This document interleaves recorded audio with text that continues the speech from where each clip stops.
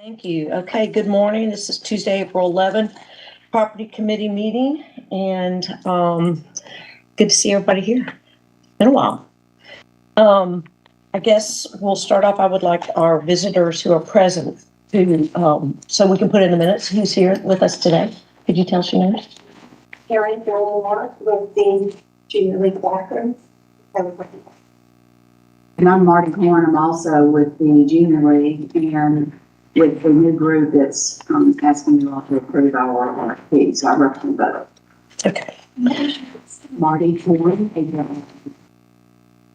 Okay, and I think we have everybody else down, and we'll get started by having the approval of our minutes from January 24.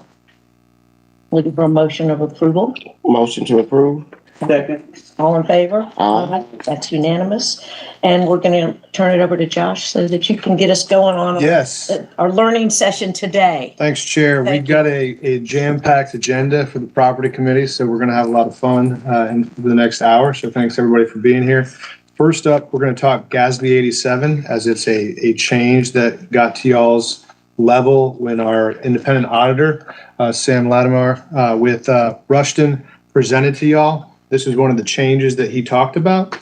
So I just wanted to introduce our finance director, David Boyd, who's in person, and our accounting administrator, John Holden, who's also here with Sam Latimer. So Sam, we're ready to learn a little bit about GASB 87 and how it impacts ACC Gov.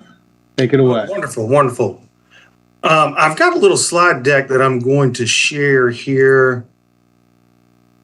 Just really something to give you something to look at. Can everybody see the? Yes. Yes. Thank you. Okay, perfect. So, like Josh mentioned, we're going to talk about GASB 87, and so this is a big change. And so I've presented this, and usually I'm talking about the details of the debits and the credits and that type of stuff. So I'm going to try to keep myself from diving into those details and give you guys kind of the overview and how GASB 87 may affect you in the decisions that you are making. So let me go through and just talk about some of the details of GASB 87. So GASB 87 was issued back in 2017. We've been talking about GASB 87 for quite a long time. COVID, it was delayed, and so we finally implemented last year. So it was effective for periods beginning after June 15, 2021. So that affected the last act for the county had. And so really what GASB 87 does is it takes the lease guidance that we've had for years and years and years, which was a dual model. And so we had an operating lease and a capital lease. And so now capital leases really won't be accounted for as leases anymore. Those would be accounted for more like a notes payable. So operating leases, though, which have never been booked on the balance sheet or the statement of net position, and that liability has really never been on the books, will now go on to the financial statements. That used to be just in the disclosure of the financial statements. So in the interest of transparency, GASB has decided that it's a good idea for these items to go onto the balance sheet. So you'll have an asset, what we call a right to use asset, and you'll have an offsetting liability, and those will amortize over the life of a lease. So that's really the gist of it. And so for accountants, this has really made us insecure. I mean, this has really changed the way we've done things for years and years and years. So it's really a big change for us. And so it's made everybody feel a little bit uncomfortable. Now that we've done it and gone through it, I feel much better about the model. And I actually think that it's much better for the users of the financial statements now. So let me go into some of the details about what a lease is. So a lease is a contract. And so there are times where it's stated that it's a lease, times where it could act as a lease, but it's not really called a lease. So in substance over form, right? And so it conveys control of a right to use an asset. And what we're talking about is a non-financial asset. So we're really talking about buildings, equipment, so real tangible assets. Like I mentioned, this could include contracts that are not identified as a lease. So When we go through and we're performing our audits, we go and we look for contracts that aren't necessarily called, quote, a lease, but may act as a lease. So this could affect you in that way as well. So like I mentioned, non-financial asset, we're talking about anything that's not a financial asset. So what is a financial asset? That would be forms of investments, cash, those types of items. So anything that you would think of, that you would normally think of with a lease, and of course, land, building, vehicles, equipment, those are the type of things that we're talking about. And just some details here on control.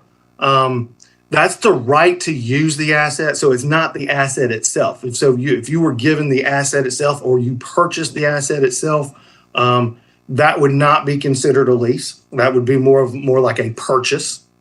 And so all the burdens of ownership are not transferred in a lease, of course. So like I mentioned, some of the contracts that we used to deal with, we would call capital leases. And a lot of times now we are calling those note payables instead. And so really GASB 87 has really taken that operating lease, and that's really taken the place of what we're going to call leases going forward from now on. And so if you have a contract that actually transfers ownership in it, it wouldn't be considered a lease anymore. And then there's a lot of things that are excluded, and I won't go through the whole list of details, but I want to this entire list here, but I did want to mention one, and that would be a short-term lease. And so a short-term lease would be any lease that's under 12 months. So if the maximum term is under 12 months, then it's excluded from the treatment under GASB 87. So you really don't have to utilize an asset, put on the liability onto the books. And so you would treat that as we treat an operating lease now. And so that would function as lease expenditure. So you'd have lease expenditure going out just like we do now on an operating lease. And then if you were a lessor, you always don't want to forget about the other side. And that is you could have a lease receivable. And so that if you had a lease receivable, then those would be payments in. And so that would be similar to rent revenue.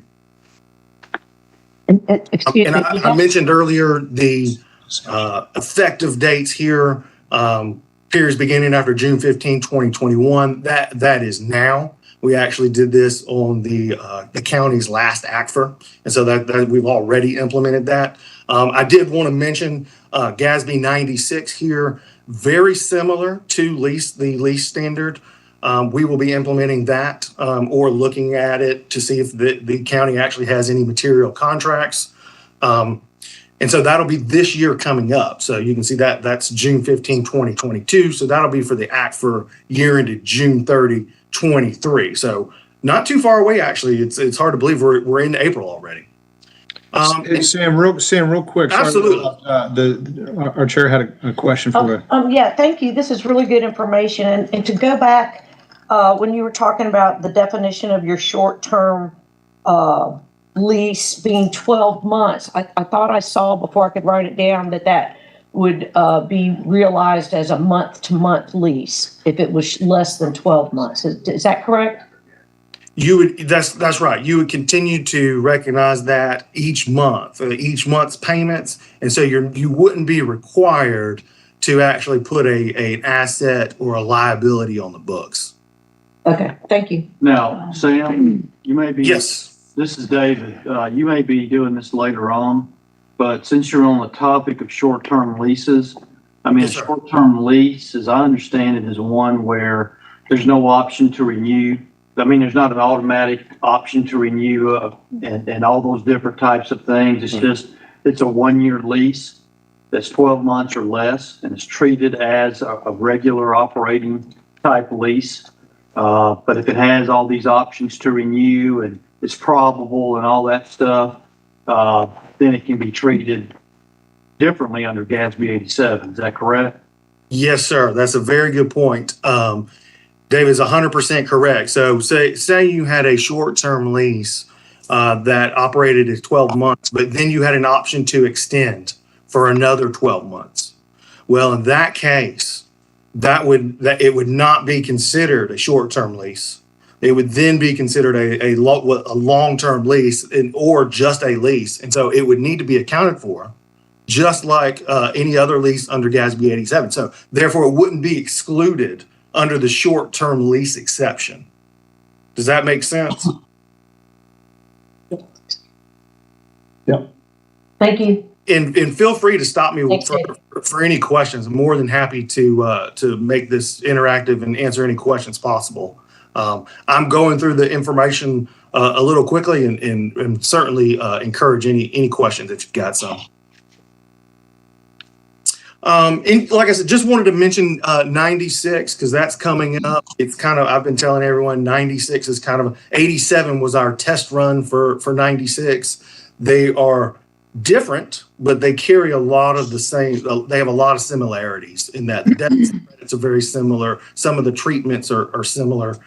So wanted to go ahead and mention that to you as well. And so the 96 is, but it is specifically for subscription-based technology arrangements. So that's more of a lease for a technology type arrangement. So not pertinent to what we're talking about today under 87, other than it's very similar and it's coming up this year for the county. And just kind of give you an idea of the implementation process that the county finance department will be going through, or really the county altogether. And that is, they're going to be looking for these contracts, trying to determine whether or not it's a lease or a sub-beta arrangements, looking for multiple components within those, because those are required to, not to get too heavy in the details here, but a lot of times you have leases that have multiple components, and there has to be the decision made whether or not those need to be treated separately or together. It just kind of depends on how that's arranged and how much information you have, because a lot of these contracts are not the same. And so you may have all the information you need and you can treat them separately, and then others you might not have all that information. And so you've really got to make some decisions there. And of course, we use materiality. If items aren't material, then of course we try not to put those in the financial statements simply because it wouldn't affect the user, it being immaterial. And one of the biggest things going forward is developing new policies and procedures to identify these types of contracts going forward. So you're going to want to put in place policies, procedures, internal control to make sure that if there's some type of new contract signed, that it makes its way over to finance so they can determine whether or not that needs to be accounted for as a lease. And then my last bullet point slide here is similar to the other, just gathering the information for the financial statement disclosures, and again, the internal control development to make sure that those contracts get to the right folks that need to make those decisions. And then of course, number 4 would really apply to more of the finance department. And that is, they'll need to calculate some of this information and then determine the debits and credits and how we get those into the financial statements. And so that is really the quick overview of GASB 87. I am more than happy to answer any questions about 87 you might have. Feel free to ask any questions. Yeah, that was great. Yeah, it was. Okay, committee and staff, let's roll the questions out while he's here. Anybody have any questions? Well, y'all are the property committee, so I assume you wanted this information because you were looking to lease properties to third parties. So what, if you could share that, I mean, what are you thinking about doing so that you know how GASB 87 may or may not affect? Well, it just came out to me when they were giving us the external audit presentation that this was coming up, and I thought we definitely needed to be in line. And of course, our committee is only charged with 2 buildings at this point, and the rest of our leases are on hold due to the complexity that we thought we had. And so now I'm not sure if this information is going to help us get everything in the right order. What are you thinking, Josh? Well, and In addition to that, I think, this committee's talking about the leasing policy today, which to the chair's point is getting sent back to GOC, which Patrick is, Commissioner Davenport's the chair of. And so we've got 19 buildings that we currently lease out. So the question is how are the complexities that were added with GASB 87 going to implicate kind of the decisions moving forward with the leasing policy? And how does it inform the conversation related to Costa and Taylor Grady, as we're thinking about two new leases that aren't leases right now? So that's kind of why the committee wanted to hear this, just to better understand this context. Well, just so we put it out there, I mean, we have some facilities, as I understand it, we lease out for like $1 a year or something like that. And then some of these facilities you're looking at maybe leasing out at market rate. So you should stay for the next agenda item, because we're talking about what the lease. So you're here, you must. So the next item is about the leasing policy. So the GOC created a leasing policy, Andrew, 2 years ago, that hasn't been implemented yet. And so that was much more focused on location, market, and what services we're providing in that building. So so that one's a little different. And I think that's where the chair and committee wanted to understand GASB 87 as we're thinking about these new buildings, who will eventually be part of whatever leasing policy the GOC approves this time. So Yeah, Andrew? I have a question on how this might apply on, say, the Classic Center ground lease, where we technically own the asset, but then have entered into a 50-plus year agreement. What does that do in the audit, if anything, In the back, or in the accounting? the firehouse. Well, really not much, because the Classic Center is a component unit of the government. So it really wouldn't change much, meaning those assets are already recorded in the financial statements of the county. because it's an authority of this. Okay. So, Commissioner Davenport, you had a question? Just from, it's kind of off topic, but we lease. No, we don't lease. I haven't had my coffee. So, fire station number 7, we purchased that lease from University of Georgia. How will that affect us? It's $1. So it's a land lease is what it is? Land lease, that would certainly fall under GASB 87. Now, the question would be whether or not that would be material to the financial statements, and whether or not we would need to change the way that that's currently booked. My guess is I'd have to go back and look at the work papers, and John, maybe you could speak to this as well. I just can't recall off the top of my head, but we looked at that during the implementation. And the treatment we decided on that was, I believe, was that it was not material to the financial statements to change the way that was being handled. Okay. All right. So it's a matter of who we're paying $1 to, who we're paying leases to, as well as who's paying leases to us is going to be the finance department's. What's the amount? Heat. So, I mean, if you leased an asset to someone that we own, we've already got recorded, and you leased it for $300,000 a year, I don't know if that would become material to our financials, but if it did, then we'd have to look at how it's going to be treated in the presentation of the annual financial statement, as well as on our financial records. So a lot of how it gets treated is something that needs to be discussed with finance prior to it being signed off on. Right. And it's not that it's going to change the way you do it necessarily. It's just that we need to be aware of it so that we can start looking at how we might have to account for it, in the debits and credits. Exactly. And the fact, just that first question that you asked, one, on the short term, 12 months, month to month, but the great point is if it's the option to extend, changes it. And so that depth of knowledge is important, one, in making sure the contracts are either similar or noted. But we're the first wave of this, I think, which is why we're learning. Yes. Just real quick question. Does this at all change with regard to who holds the lease with Athens-Clarke County? For example, what if it's a state entity, like a division of the state of Georgia? Does that at all affect what has to be reported or not reported? I don't think so. I think that will be treated just like any other lease, just like any other counterparty to the lease.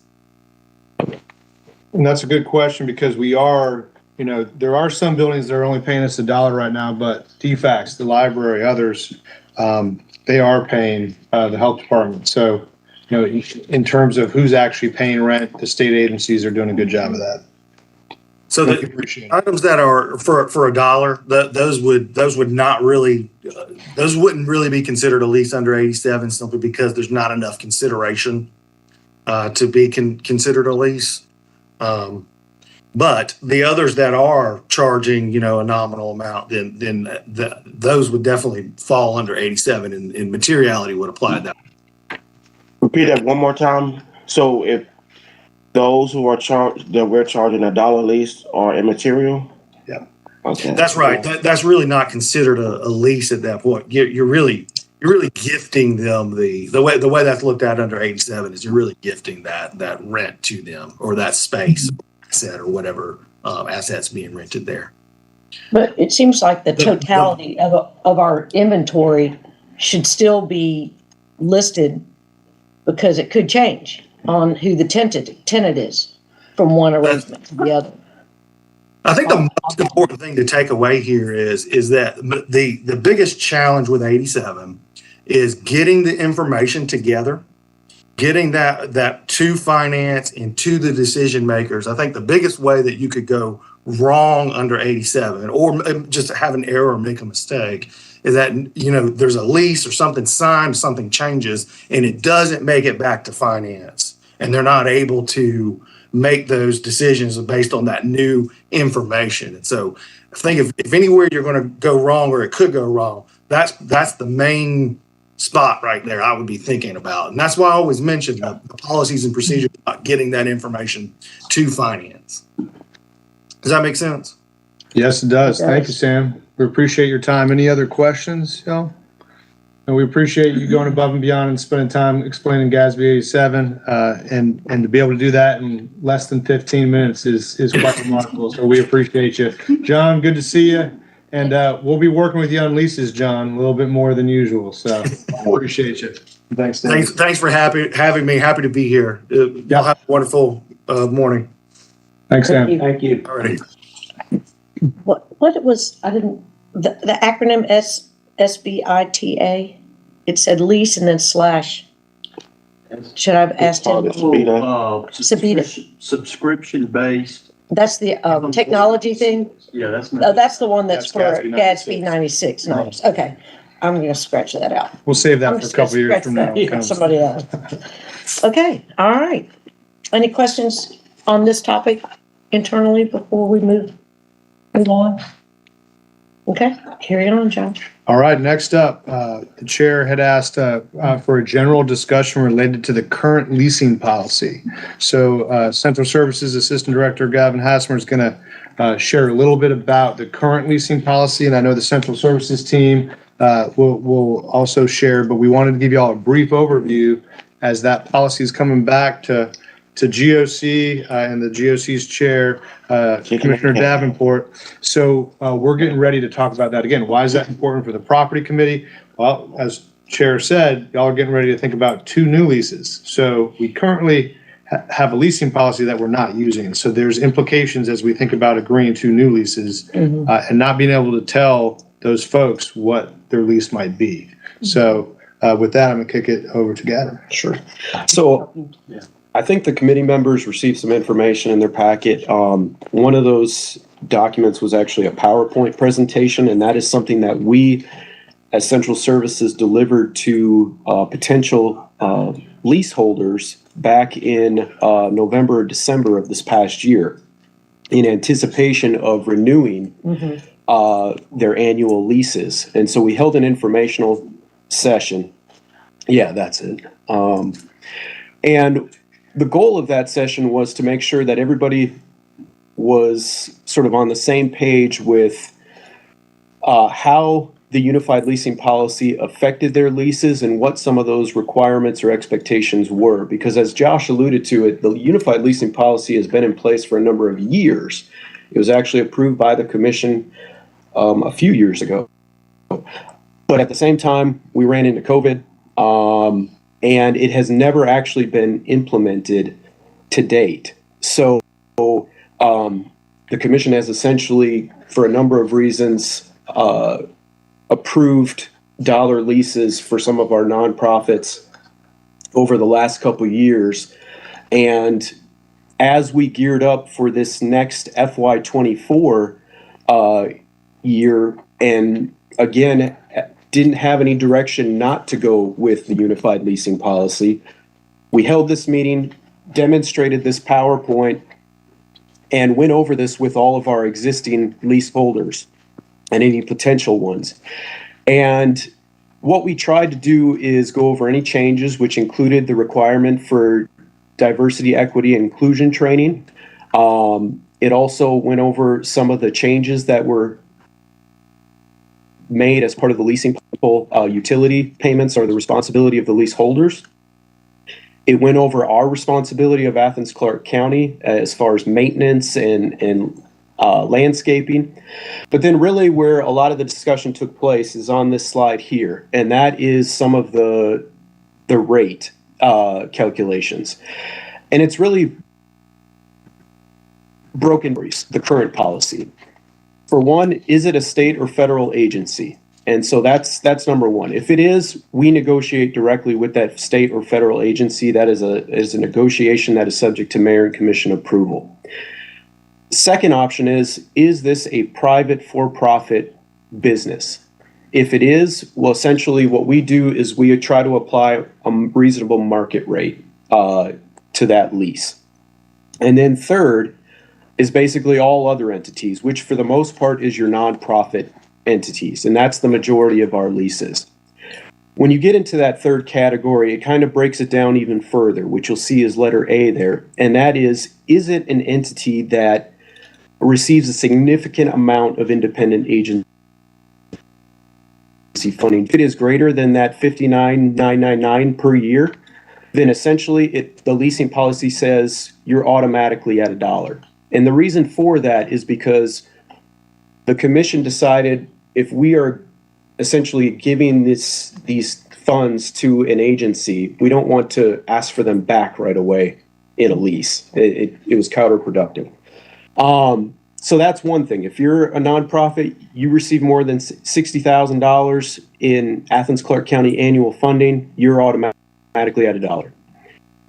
But if you don't, if you receive less than that, whether it's nothing at all or it's just less than that amount, you are still going to be capped at no more than 25% of your average annual income toward a lease.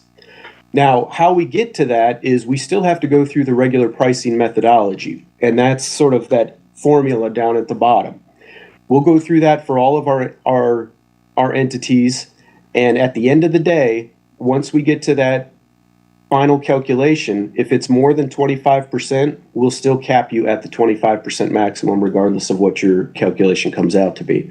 But in most cases, you're actually going to come out less than the 25% by the time we do that formula. And so that's how this would all play out. All those factors essentially in that formula are something that we have already calculated for our leased properties, and they're in a chart that's part of the leasing policy. It's just a matter of every year basically getting that agency funding, which is something that they need to help us with, and then as well as that independent agency funding that may or may not change from year to year. And then the final thing is whether or not a community benefits agreement has been applied for and approved by the mayor and commission. That is where, at the advice of the attorney's office, the policy itself has been assigned back to GOC, is primarily centered around that community benefits agreement. There was a little bit of concern in how we apply those factors of a community benefits agreement. And whether that's something that can be adjusted a little bit more and become more specific to really reduce any sense of ambiguity in the policy. And that was the charge that went back to GOC. So I'll kind of stop there. Is there any questions at all from the committee about our unified leasing policy? I think this is a great review for us to be having, especially since it was in one of our packets recently. Made me realize that those of us who aren't on GOC, majority of the committee, really needed to look at this. And I also believe that we're going to be re-looking at how you become an independent agency funding.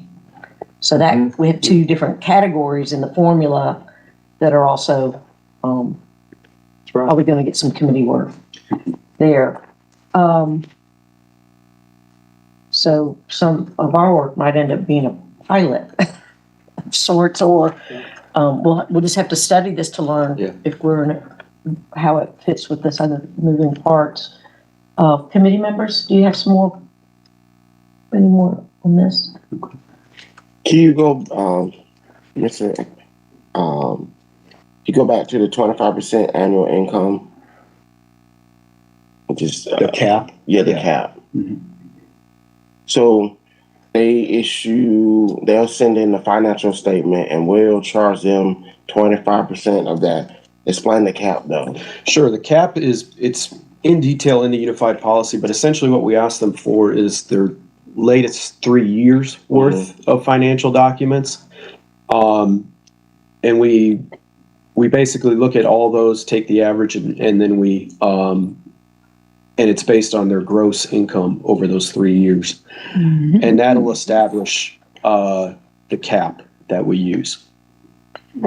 Go ahead. I just wanted to point out that would be good for that amount would be good for the term of the lease. We don't look at those annuals every year. Correct. At least right now, that's not our policy. Mm-hmm. But can you use the community benefits agreement to lower that amount of what the cap? Yes, that's correct. So even though the cap is what it is, the cap at 25% is going to be unique to each leaseholder based on their financial income. But by the time we finish that calculation, including the CBA, the agency funding, landscape, all of that stuff, that amount based on that calculation is either going to be greater or less than the cap amount based on just their financial documents. And so that sort of sets the bar as, okay, you're not going to pay any more than this 25% amount, which is based on your, or if the calculation yields us a less amount, then we're only going to charge you that. We're not even going to charge you the 25%. You may only end up with 10%, Right. It's similar to some of the calculations for a homeowner. You're not supposed to spend 30% of your household income on housing type thing, and how people qualify for different breaks in that respect. So that fits into how other things are calculated for sure. The community benefits agreement, that is part of GOC's charge with the leasing. You've got both of those totals. Yeah. Okay. It's basically, Okay, and that's this week. Is it on your agenda this week, or are you still finishing other stuff? We're still finishing. We got a list. Yeah. Yeah. But we have until, so the timing, as Gavin alluded to, y'all extended the leases for 6 months. So obviously we got to get started soon. But there's a couple things on the list. Okay. Andrew? I'll just add as the author of this Frankenstein, each twist and turn Gavin takes you through, the income caps, community benefit agreement, independent agency funding, and so on. They're all, through the former advice of the former GSC, they're meant to achieve some outcome. There's about 6 kind of priorities that are articulated in that, which make it very complex. And as Gavin stated, we can't even necessarily tell a prospective tenant what their lease would be, especially with that community benefits piece. So fundamentally, I think the GSC is going to need to discuss, is there a desire to recover some level of expense of maintaining a public facility being used exclusively by another entity? And if so, what outcome are we trying to get to? I don't get a sense that it's maximizing revenue. But it can probably be simplified if we can narrow down like this. Right. No, I agree with that because where we are in our committee charge, we're in a new, I mean, you at least have history to go with the formula for your examples. And we don't, and I'm sure that that's something that we would have to address in estimated income, estimating whether you're going to become an independent agency, predicted community benefit, and like it says here, checkpoints for achieving those. But that's still, what'd you call it, Frankenstein? Yeah. And if there's not changes, or even if there are, there's an opportunity to think about maybe selling some of these buildings that we're losing money on. Now, is there the desire to lose the money because of the community benefit of it? Is that what mayor and commission want? Or should we consider selling some of these that do not have the return on investment that makes sense for us to provide this level of services to keep open? So that, I think that's on the table too. And we'll talk a little bit about that on the next item. All right. Don? I'm good. Okay. Patrick, you've probably got enough of this coming your way as chair of VOC, don't you? Yeah, but I've been meaning to reach out to former Commissioner Denson to give his historical perspective on the CBA and Link and Edwards. Because you were in LRC when GFC. You were in GOC when this came through. Yeah. Okay, well, that's good. Coming soon. Coming soon to. It ain't gonna be Frankenstein when I release it. On point. Yeah. Good goal. So noted there. Okay, so that gets us the review that I was looking for, and I appreciate the additional material for our packet to be able to go back through the details. All right, perfect. So next up, Chair, is item D, facility discussion. So knowing that we have a lot on this agenda, we wanted to start with an Excel sheet that's also in the documentation. So I'll allude to another document in there that y'all could take time looking at. It's the 2018 space allocation study. So that's a reference material that is pretty thick. I think 120 pages, which is why I needed to create this shareable format for you. But today we're going to talk about the list of facilities. One of the questions that came up last meeting was, what's the square feet and what are the life cycle costs related to the current leases? And on the same spreadsheet, you'll see staff has put in some of the dollar amounts related to what a lease might be based on the current policy. And that was part of the formula, was location, knowing that certain parts of the county.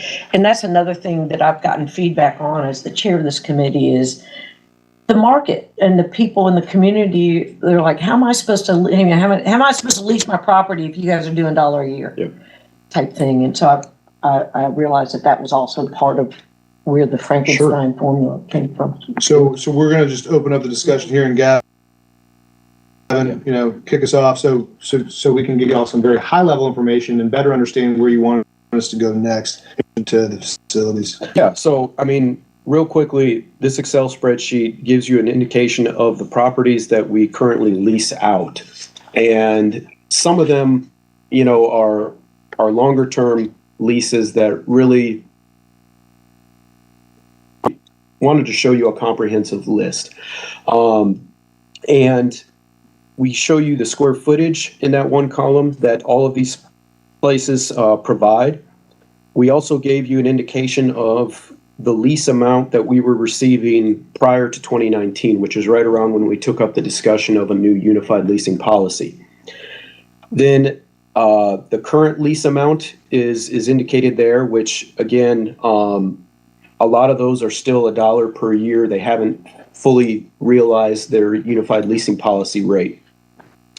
And then what those same areas would be if we were to apply the leasing policy, with the caveat, though, that we do not have agency funding calculated into that. We do not have their community benefits agreement calculated, or some other factors that have yet to be determined based on information we would need from the tenant. So those amounts would change in that third column. But that's just an indication of where we would be before we apply some of those factors. And then go Column ahead. F, right? I'm sorry? Column F. That is correct, yes. And then that last column is just a calculation based on each one of those locations on our expected 5-year life cycle cost, which would include just roofs, HVAC, flooring, and paint. And how we would plan to upgrade those facilities in the next 5 years and the amount that the government would be on the hook for. So with that said, the reason we wanted to provide all that in the square footage is just as we continue to talk about our own space needs as a government. In a previous presentation with this committee, I indicated, some of the departments that are currently looking for space. We currently have a need of over 10,000 square feet for some of those departments right now.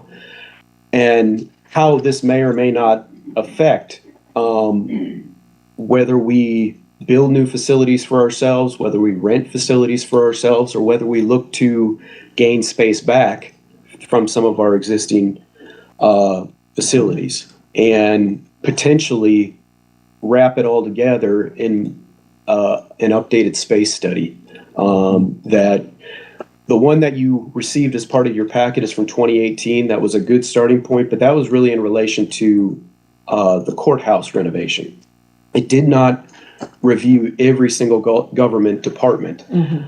I think it would be valuable to look at the government comprehensively, every department and every space that we have, and calculate our needs going forward and sort of update that document. So I agree, and I think that there's a budget amount to go with that idea that we'll keep an eye out for. I think that our group has studied this enough to know that I think the ideas for the space allocation also included who could move into which space once it was built, and so there's a lot more than that. Can you tell me, do we lease space from anybody?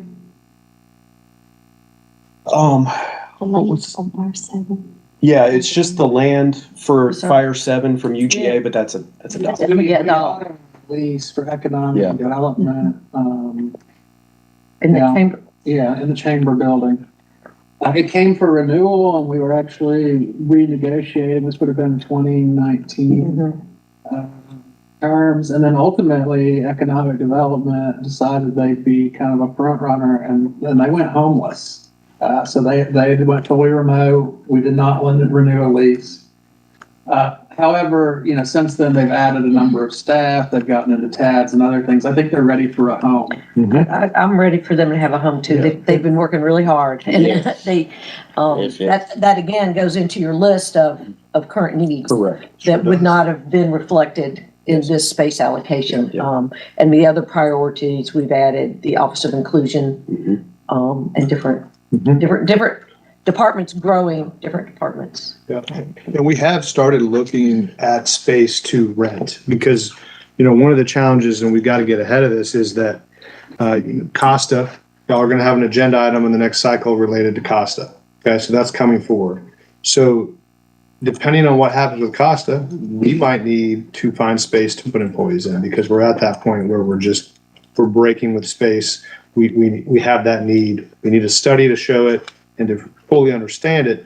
But in that next budget, there might be some requests for actual renting of space if there's not space in Costa, or even more. I realized we did misspeak. So Athens-Clarke County Police Department lease space in the mall. Yeah. That's right. That's right. So that's right. The wellness centers over there, the gym. And that's it's a single lease, and it is at a close to a market rate. For that and that's going to continue at that rate. Did we get a freeze on that with the last mall TAD thing? Well, it's included as moving forward with the TAD. So for the life of the TAD. So ACC, PD, and the wellness get to move forward as wellness move It's out? all one lease. Yeah, it's all one rented space. So I think those are important things for us to realize. It seems to me like we should at least be making in leases what we're paying out in leases, just off the top of my head. Patrick? Also included, when we do our space modernization, something that struck me, once we get that all completed, we're still going to be 75%. we'll still only have 75% of our departments full. All of our, offices filled, vacancy, correct. Yeah.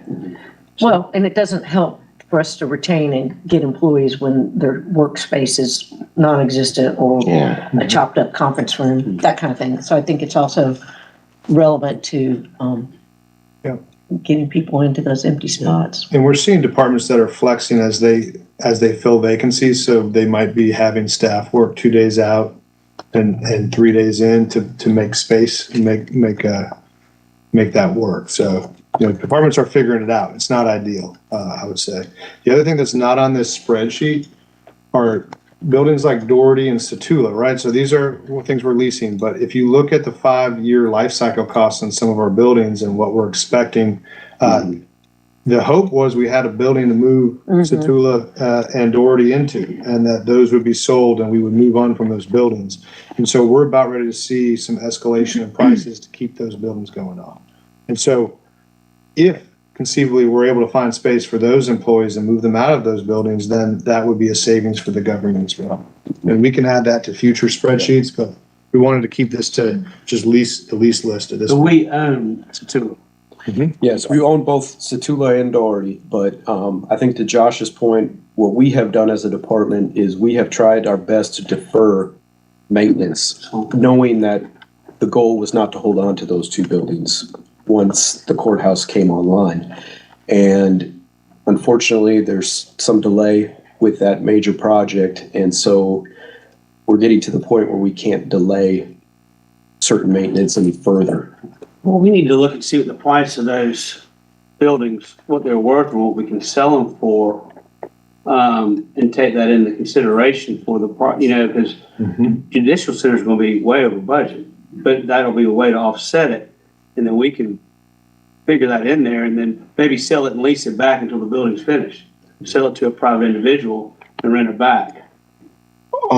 But we still need to, because I think we have some agenda items coming forward of the maintenance of those facilities that we can't wait for because of the time in between. Go ahead. One thing the school district does is put people in those modular type buildings. Would that be cheaper or temporary? To house some of these folks, do we have the land for it, to place those structures, and would that be? I mean, Commissioner, I think that's a good point, and I think, yes, in the grand scheme, would we be able to find land where we could put some of the modular trailers? I think, yes, we own enough land.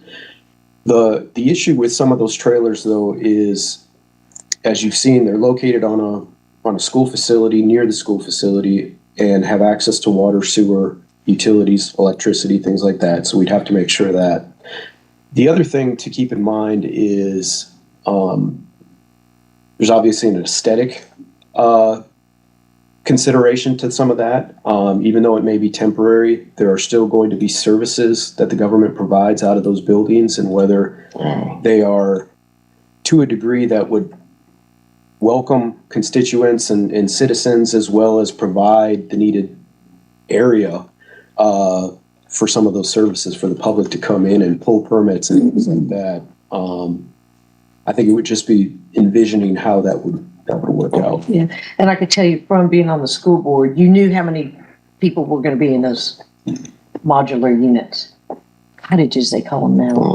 And so you knew how many people were coming and going from the cottage, where you wouldn't know on a tag day or some of with the public interface, how many, as well as the ADA. Those are kind of challenging too. I just feel bad for economic development. I feel real bad for economic development. Quick fix would be like a modular facility. I think the chamber building before. That's where the rent was, like $360 a month or something. Is there space available now? More than that. Way more. There's space downtown. I think the question is it affordable? Is it reasonable rent? And we thought Costa would be done a lot quicker. And so if there's the potential that economic development can be in Costa, I think that's what we're really waiting for. I think that has always been the goal, and that would be a perfect home for economic development. So if we're still a year or two away, like once the agenda comes forward, maybe we'll have to find a part-time home for economic development. Well, that goes into the short-term rental conversation. It could be that, I think if we have a solution on a timeline, it's a little bit easier to accept a lease. But it also is going to be awkward for us using public funds to be giving $1 rent a year and then us paying market rate. Or above market. Or above market. Yeah. And I'm not sure if the UGA has any more $1 a year locations for us. The goal would be for us to own the buildings to house our employees, not lease them from. But And those we need a minimum of 10,000 square feet now, not on top of what's Satula and Doherty, right? Correct. Right. How many square feet is Both that? those buildings are full. Very Yeah, full. and I want to say both of those are around 10 to 12,000 square feet apiece. So realistically, we need another 40,000 square feet. Yeah. If we gotta, Oh, that 10,000 is, That's, the 10,000 does not take into account Satula or Doherty. That's just. In addition to what In we have. addition to what, the 10,000 is addition. right, If we Yeah. keep those two, we need 10,000. But we want the space allocation study to really confirm that. Mhm. Because as we saw with the latest update of the courthouse, the departments that were going to get moved to the new building asked for more space than was first assumed in the allocation study. So people have grown at a very quick rate since 2018, seeing economic growth. And so there's implications for that. Daughtery has 34,342 square feet. okay. Satula has, 17,233. So I was a little off. 17,000 for Satula and 30-some thousand for Doherty Street. And they're packed in there. Yeah. Both of those are. Oh, yes. Okay. Yeah. As well as the public interface being, which is why they were going to be ideal for the renovated courthouse, that interface. that's 50,000 square feet there. Yeah. And another 10, is that or do you need to flex that number? No, I mean, it'd be, right now, the immediate need without counting those two buildings is between 10 and 15. And there's some flexibility in there based on telework, possibilities. But as Commissioner Wright was pointing out, since the study, we've added offices that never existed Yeah. before, Department. which include multiple staff and things like that. So that's where some of that square footage is coming in. And just for a glimpse into potential costs, so the last time we looked at market rates, there's actually a tool that's shared in the commercial real estate. It's kind of each market assessment. Commercial space was running about $20 a square foot. So if you were to try to offset just Satula and Doherty, you're looking at $1 million in lease per year, which is very significant in the terms of our budget. I think, there is some merit in the idea of a sale and a lease back, if we can solidify some timelines. The advantage to that is we are about to put a cooperative extension in the market because that's been approved for surplus. We can't, it's beyond saving for us. The way that government or the Georgia law is structured, unless we move through an authority, we have to go with high bidder. We have to bring high bidder back to the mayor commission. The mayor commission can accept or reject, but what they can't do is say, well, I want to go to bidder number 3 because we love their business or my cousin, whatever. So we could always consider marketing those buildings with a defined lease back period and rate and bring that information back to the commission. So marketing with a defined lease back rate for us to use Satula and Doherty until we have judicial centers, is that what you're saying? Yeah, but again, you're saying the timeline needs to be defined, so it's not just. And even our current base allocation study says that if everything went well with the judicial center, we would immediately fill those other facilities, the courthouse pretty quickly. And likely what we recoup in those building sales would not help us afford a big enough rehab to fit the employees we need. So the actual size of the current new design of the courthouse is smaller because we can't afford full size. So Yeah. the smaller that courthouse gets, the less we have a long-term solution to all of this. Right, so the new judicial center Yeah. needs to be finished so that those allocated departments and services can leave the current courthouse. And the current courthouse needs to be modified for departments and public interface that is not judicial. Right. And that's where that timeline, whatever that block of time is probably longer, and now it's being moved down the track, which is why our space allocation is outdated. And then looking at what we're leasing compared, and now we're adding a new element, which is our need to lease, That's it. which is on top of, which is because of the timeline. Yeah. Moving further down. What's the square footage of the courthouse, the existing? Hold on. 142? Oh, he's got it right there. quite that, though, it's 120. Theoretically, those Satula and Doherty could go into the courthouse if you had the new judicial center done. Well, the issue that we're running into right now, Commissioner, is that the new courthouse has already been calculated in terms of construction costs and availability, that it will not match the size of even the existing courthouse, I believe. So we're not going to be able to completely empty out the existing courthouse. There's going to likely be some functions left behind. And so that then takes away from the available space that we were counting on to move those Doherty and Satula into. So it's We get, let's get her number. It has 118,000 square feet in the courthouse.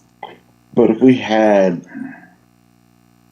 the dream of just building the courthouse we wanted to, we could possibly fit Satula and Doherty in there. It started out that way. Yeah, it started out. In the old courthouse. Yeah, in our courthouse, Let's call it after the the judicial renovation. center Yeah, versus the courthouse. So the courthouse also, if you visualize a courtroom not being functioning as a courtroom anymore, the departmentalizing, or not cubbies, I don't want to say that, but it would be higher level. I didn't realize that the county commission used to meet in the courthouse prior to unification. We could move back there. Who knows? But we would need money to retrofit Yeah. the current courthouse, and that's where the money's just running out on SPOS, right? So there's not enough money to build a full-size judicial center new, so then there's no money to actually retro current too. So it's yeah. it's a compounding problem. Did you have Can a you question? do bonds like they did on the, It would be too I much. think that's, yeah. Site, Mr. Site Selection. I think David would get rid of mad if he issued more bonds. Well, we've already issued the maximum amount of bonds that we can for SPOS. Yeah. So, a couple years ago, we issued $120-something million in bonds at a 0.068%. I mean, it was nothing. We hit it at the right time, but we still got most of that money sitting around. Okay. So, I mean, we issued, when the SPOS was issued, the commission approved a certain amount of debt that could be issued against that SPOS. And so we borrowed, 50 million, wasn't it? 100 and Something. so we something like that. we did the SPOS project before we collected the revenue. So we used the bonds to guarantee it. To get the funds on the front end. Because we're getting it over 13 years, which is, Okay. but So the you just mayor uploaded commission tiered a lot of the three biggest projects at the beginning. So you gotta bring in the cash over a 13-year period, but if you front end your three biggest projects in the first 3 years, then you gotta do a bond. So then when the monthly comes in, some goes to pay the bond, and some is accruing Yep. for the non-bonded projects. So we hadn't paid that down enough to really do anything with that. Well, I mean, we still have all the money, Right. but I mean, the debt is payable over the life of the SPOS. But that was a good rate at the time, if I recall. It was. Killed it. Oh, I'm sorry. All right, so we're at an hour Yeah. here for the meeting. No, that's okay. No, this Good is a questions. lot of stuff, which is why we're trying to cover it so that we're moving ahead comprehensively. So just in closing on the spreadsheet, we knew we wouldn't have time today, but one thing we want to do in a future meeting, and I'll talk with you, Chair, about this, is put some of our current buildings where staff are into a spreadsheet similar to this to show you how many employees are in how many square feet, and then the 5-year life cycle. But we wanted to make the point that, this is really where, we can give you the data, but in terms of a facility study that's currently in the budget conversation, that would be really helpful to have long term. So. Well, and I think for the three of us studying this like we are, that we can speak to that when it comes through the budget cycle, and the necessity for that being current. And I do appreciate learning more about if we're juggling incoming leases and then possibly outgoing. I think it's important for us to understand. Yeah. So you want to touch on how we're going to move forward with the current request for proposal? Yes. So we'll keep this quick. This really is just to talk about the process related to the current Taylor Grady House RFP, and just kind of give you all input on how that's going to go from here. To start, I'd like Attorney Hines just to share a little bit about kind of what we can talk about and what this looks like at this point. Sure. So basically, the way it works with sealed bids is that the sealed bids themselves are protected by the Open Record Act, and it's OCGA 50-18-72, subsection A10.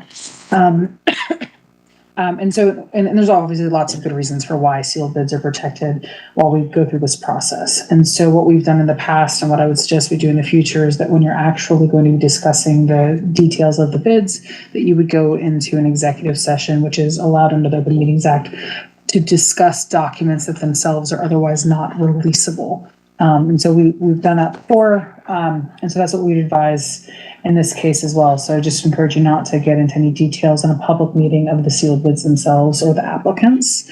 Did that cover everything? Yes, it does. Thank you, Attorney Hines.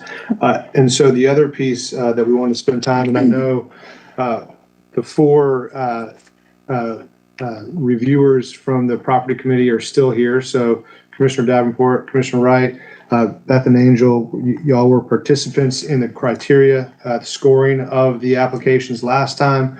What we want to do is make sure to explain the process for those who haven't been through it, Commissioner. And so y'all want to share just a little bit about the documents that are in the folder and kind of what steps, how we go from here? Sure. So real quickly, I know most everyone's gone through this before, but you've received the two responses. What I would suggest that you all do as a scoring committee is you review those responses, go through them in detail. And I've got extra paper copies of the actual scoring sheets, but you did get that as part of your packet.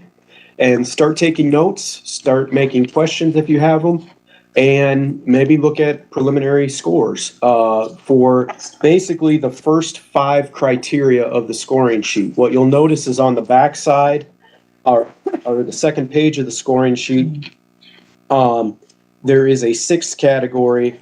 That is not something we need to worry about at this point in time, at least for the initial review. That is an interview process if you choose to go there. But that's going to be part of the discussion when we meet to actually talk about the scores and the responses themselves. And you'll have to decide as a scoring committee whether you want to also conduct interviews after the initial scores. But your assignment basically going forward over the next week or two is to read each of the proposals, do preliminary scores and take notes, make some questions. Also sign the non-disclosure forms. Today, right? Yep. If you can do that, you can just turn those in to me or to Josh. That's fine. And then what we'll have to maybe decide upon eventually is when to reconvene, as Attorney Hines said, to go into executive session to discuss your preliminary scores and where you'd like to go thereafter. So. Okay, so thank you for that review and the non-disclosure. We've been getting email contacts with people, and this will help me give a short answer as to why I can't discuss it. So I think that we should set the next meeting. I do believe that, with what we have going on and budget kicking in, that we should give ourselves a couple weeks. Yeah. And then we'll get maybe you guys let me know, and then I'll give you guys a heads up of when to do a doodle poll on when to meet.